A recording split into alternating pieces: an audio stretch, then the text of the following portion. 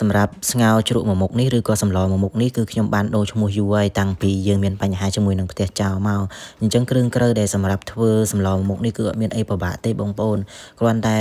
របស់ដែលសំខាន់ហ្នឹងគឺម្ទេសឆ្អើរហ្នឹងឯងបើសិនជាបងប្អូនអត់មានម៉ាស៊ីនកិនទេបងប្អូនអាចត្រាំវាចិញ្ច្រាំក៏បានដែរខ្ញុំតែងតែធ្វើម្ទេសឆ្អើរនេះកិនទុកសម្រាប់ធ្វើសម្លមួយមុខនេះបងប្អូនបាទបើបងប្អូនអត់មានម៉ាស៊ីនកម្លាំងខ្លាំងកិនទេបងប្អូនអាចប្រើជាលក្ខណៈថាចិញ្ច្រាំអីក៏បានដែរអញ្ចឹងពេលដែលកិនម្ទេសឆ្អើរនេះទុករួចរាល់អស់ហើយខ្ញុំមករៀបចំបន្លែរបស់យើង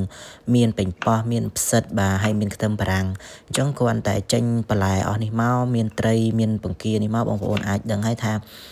ជាសម្លអីបងប្អូនអាចស្មានដឹងដល់80%បាត់ទៅហើយអញ្ចឹងបន្លែត្រីសាច់ថ្ងៃនេះគឺខ្ញុំប្រើឲ្យសមល្មមជាមួយនឹងបង្គាហើយនឹងត្រីរបស់យើងរៀបចំរួចរាល់អស់ហើយយើងមកដាក់ឆ្នាំងសម្លរបស់យើងមកបងប្អូនចាក់ប្រេងឆាចូលបន្តិចហើយយើងបំពងខ្ទឹមច្រាំដែលមានខ្ទឹមក្រហមខ្ទឹមសគល់ស្លឹកគ្រៃ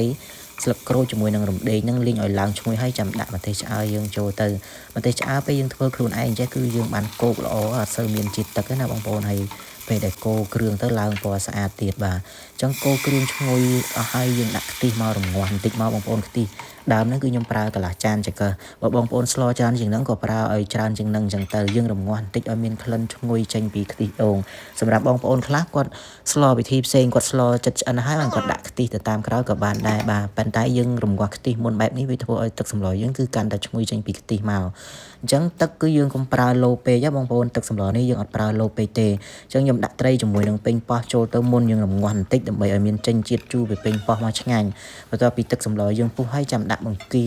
ផ្សិតនិងបន្លែផ្សេងចូលទៀតណាបងប្អូនបាទចឹងបងប្អូនភ្លក់ល្មមសាប្រៃតាមមាត់បងប្អូនដែលបងប្អូនចង់បានហើយសម្រាប់គ្រឿងក្រូវអត់មានអីទេមានអំបិលប៊ីចេងបាទស្កររ៉ូឌីហើយនឹងទឹកត្រីអីហ្នឹងឯងយើងដាក់ចូលទៅដូចសម្លធម្មតាហើយជាចុងក្រោយយើងបង់ជីជ្រក់យើងមកដួសរៀបដាក់ចានហើយមុនពេលដែលយកទៅពិសាបងប្អូនកុំភ្លេចច្របាច់ក្រូចឆ្មាផងបាទចឹងវីដេអូខ្ញុំមានតែប៉ុណ្្នឹងហើយអរគុណបងប្អូន